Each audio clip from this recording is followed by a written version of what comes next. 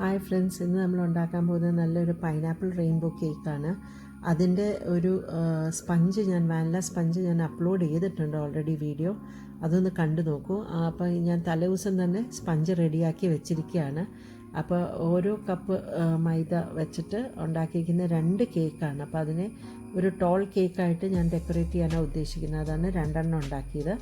പിന്നെ fresh cream cake ആയ കാരണം പൈനാപ്പിൾ ഫ്രഷ് ക്രീമാണ്. അപ്പോൾ അത് കാരണം ഞാൻ റിച്ച് എന്ന് പറയുന്നതിൻ്റെ റിച്ച് എന്ന് പറഞ്ഞ കമ്പനിയുടെ ഗോൾഡ് എന്ന് പറയുന്ന വിപ്പിംഗ് ക്രീമാണ് എടുത്തിരിക്കുന്നത്.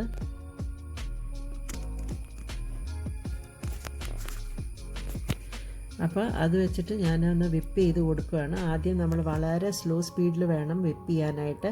ആദ്യത്തെ ഒരു ഇതിൽ 5 മിനിറ്റ് ഇട്ടിട്ട് ചെയ്തിട്ട് പിന്നെ സെക്കൻഡ് സ്പീഡിൽ പിന്നെ ഒരു 5 മിനിറ്റ് ഇട്ട് ചെയ്തിട്ട് പിന്നെ പയ്യെ സ്പീഡ് കൂട്ടി നമുക്ക് നല്ലൊരു വിപ്പിംഗ് കൺസിസ്റ്റൻസി, നമുക്കൊരു കട്ടിയായിട്ടുള്ളൊരു കൺസിസ്റ്റൻസിയിൽ കിട്ടും നമുക്ക്.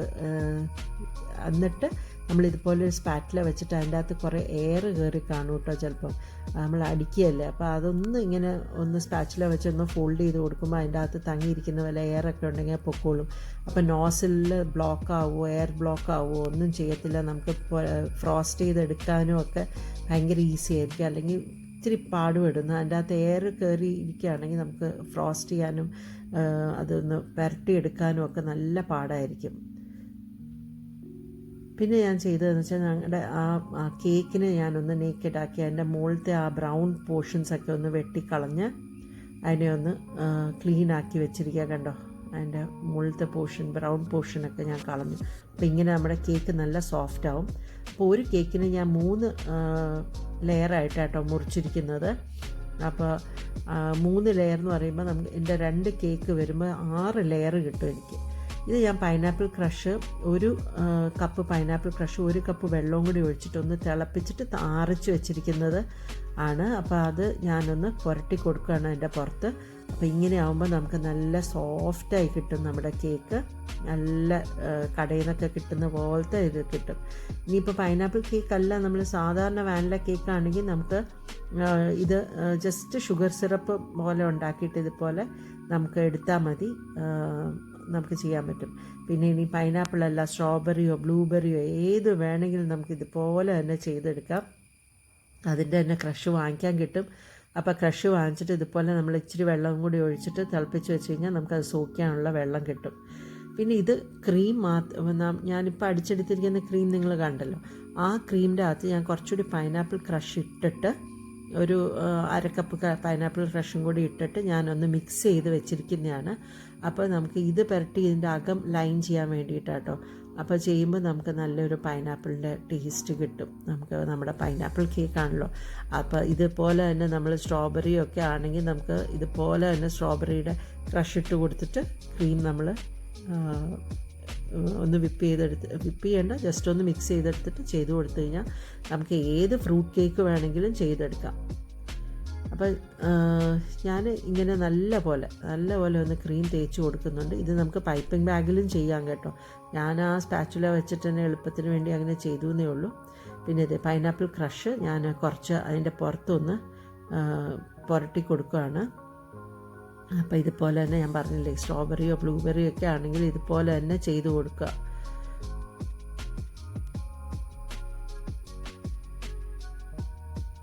അടുത്ത ലെയറും ഇതുപോലെ തന്നെ വെച്ച് കൊടുക്കുക. എന്നിട്ട് ഇതേ സെയിം ടെക്നിക്ക് തന്നെ അപ്ലൈ ചെയ്യുക. പിന്നെ അതിനെ സോക്ക് ചെയ്ത് കൊടുക്കുക. സോക്ക് ചെയ്ത് കൊടുത്തിട്ട് നമ്മൾ വീണ്ടും അതേപോലെ തന്നെ ക്രീം അതിൻ്റെ പുറത്ത് ഇതുപോലെ പൈനാപ്പിൾ ക്രഷ് ഇട്ട് കൊടുത്തിട്ട് ലെയർ ചെയ്ത് ഞാനിത് 6 ലെയറും കോട്ട് ചെയ്ത് വെച്ചിട്ടുണ്ട് ക്രീം വെച്ച് തന്നെ. എന്നിട്ട് ഇത് ഫ്രിഡ്ജിൻ്റെ അകത്ത് അങ്ങ് എടുത്ത് വെക്കും. ആവശ്യം വരുമ്പോൾ ഒന്ന് നല്ല തണുത്തിരിക്കും. എന്നിട്ടേ ഞാൻ ഡെക്കറേഷൻ ചെയ്യുള്ളൂ. ഒരു 1/2 മണിക്കൂർ ഇരുന്നാൽ മതി ഫ്രിഡ്ജിൽ, എല്ലാം സെറ്റായിക്കോളും. പിന്നെ ഞാൻ പറഞ്ഞില്ലേ, റെയിൻബോ കേക്കാണ്. ഒരു കൊച്ച് 5 വയസ്സുകാരിക്കാണ് ഞാൻ ചെയ്യുന്നതെന്ന് പറഞ്ഞില്ലേ. അപ്പോൾ ആ കുട്ടിക്ക് റെയിൻബോ കളേഴ്സ് വേണമെന്ന് പറഞ്ഞു. അപ്പം ഞാൻ എൻ്റെ റെയിൻബോ കളേഴ്സ് എൻ്റെ കയ്യിലുണ്ടായിരുന്ന blue, green, yellow, orange and pink അത് വെച്ചിട്ടാട്ടോ ചെയ്തിരിക്കുന്നത്. റെയിൻബോ കളേഴ്സ് ഇതൊന്നും അല്ലയെന്ന് എനിക്കറിയാം, എന്നാലും ഒരു ചെറിയ സാമ്യത വരുന്ന രീതിയിൽ ഞാൻ ചെയ്തു കൊടുത്തിരിക്കുകയാണ്. പിന്നെ ഒരു കോമ്പ് പോലത്തെ അതിൻ്റെ പുറത്ത് അത് പൈപ്പിംഗ് ചെയ്ത് കൊടുത്തിട്ട് കോമ്പ് പോലത്തെ ഒരു സാധനമുണ്ട്, അത് വെച്ചിട്ട് ഞാൻ ഒന്ന് വരച്ചു കൊടുത്തപ്പോൾ ഇങ്ങനെ നല്ല സെറ്റായി കേട്ടോ. ഞാൻ ഹാപ്പിയാണ്. അത് കഴിഞ്ഞിട്ട് അതിൻ്റെ പുറത്ത് ചെറിയൊരു നോസിൽ, ഒരു റെയിൻബോ കൂടി ചെയ്ത് കൊടുത്തിട്ടുണ്ട്. നോസിൽ വെച്ചിട്ട് സ്റ്റാർ നോസിൽ പോലത്തെ ഒരു നോസിലുണ്ട്, അത് വെച്ചിട്ട് റെയിൻബോയും വരച്ചു കൊടുത്തു. പിന്നെ കുറച്ച് സ്റ്റാർസ് ഇതുപോലെ ചെയ്ത് കൊടുത്തിട്ടുണ്ട്, മുകളിലും താഴെയും. മുകളിൽ യെല്ലോവും താഴെ ബ്ലൂവും വെച്ചിട്ട് ഒന്ന് അതിൻ്റെ ഒരു ബോർഡർ പോലെ കൊടുത്തു. അപ്പോൾ നല്ല ഭംഗിയായി, പേരെഴുതിയിട്ടുണ്ട്. അപ്പോൾ ഇത് കണ്ടോ, ഇതെല്ലാം ചെയ്തിട്ട് മിച്ചം വന്നിരിക്കുന്നതാണ്. അപ്പോൾ ഞാൻ 1 ലിറ്ററാണ് എടുത്തത്, അത്രയും ആരും എടുക്കരുത്. ഇതെൻ്റെ 2 കേക്കാണ്, 2 കപ്പ് മൈദ വെച്ചിട്ട് ഉണ്ടാക്കിയ കേക്കാണ്. പക്ഷേ ശരിക്കും പറഞ്ഞു കഴിഞ്ഞാൽ എനിക്കൊരു 1/2 ലിറ്റർ മതിയായിരുന്നു. പക്ഷേ ഇത് വേസ്റ്റായിപ്പോയി. ഞാനിത് വേറെ എന്തിനെങ്കിലും യൂസ് ചെയ്യും. പക്ഷേ എന്നിട്ട് ഇങ്ങനെ 5 എന്നുള്ള ക്യാൻഡിൽ, 5 വയസ്സുകാരിയാണ് ഞാൻ പറഞ്ഞില്ലേ, അപ്പോൾ 5 എന്നുള്ള ക്യാൻഡിൽ അത് റെയിൻബോ കളേഴ്സിൽ തന്നെ കിട്ടിയിട്ടോ. അങ്ങനെ സെറ്റ് ചെയ്തു. പിന്നെ ഹാപ്പി ബർത്ത്ഡേ എന്നുള്ളതും കൂടി കുത്തി കൊടുത്തപ്പം കേക്ക് നല്ല നല്ല സെറ്റായി എന്നാണ് എനിക്ക് തോന്നുന്നത്. ഞാൻ പറഞ്ഞില്ലേ, ഈ കോമ്പ് പോലത്തെ ഒരു സാധനം, അതാണ് കേട്ടോ അത്. അപ്പോൾ അത് വെച്ചിട്ട് ഞാൻ വരഞ്ഞു കൊടുത്തത് ചെറുതായിട്ടൊന്ന് വരഞ്ഞു കൊടുത്തു. അപ്പോൾ എൻ്റെ റെയിൻബോ കേക്ക് എല്ലാവർക്കും ഇഷ്ടപ്പെട്ടിട്ടുണ്ടെങ്കിൽ ഒന്ന് എൻ്റെ ചാനൽ സബ്സ്ക്രൈബ് ചെയ്യണേ കൂട്ടുകാരെ. സബ്സ്ക്രൈബ് ചെയ്യാത്ത കൂട്ടുകാരാരെങ്കിലും ഉണ്ടെങ്കിൽ ഒന്ന് സബ്സ്ക്രൈബ് ചെയ്തേക്കണേ. പിന്നെ ഇത് നമുക്കൊരു ഭയങ്കര സാറ്റിസ്ഫൈ, നമ്മുടെ കേക്ക് നല്ലതായിട്ട് വരുവാണ്, ഡെക്കറേഷനും കൂടി ഭംഗിയായിട്ട് വരുവാണെങ്കിൽ നമുക്കൊരു ഭയങ്കര സാറ്റിസ്ഫാക്ഷനാണ്. ഇത് അത്ര പെർഫെക്റ്റ് അല്ലെങ്കിൽ ഓക്കെ ആണെന്ന് അറിയാം.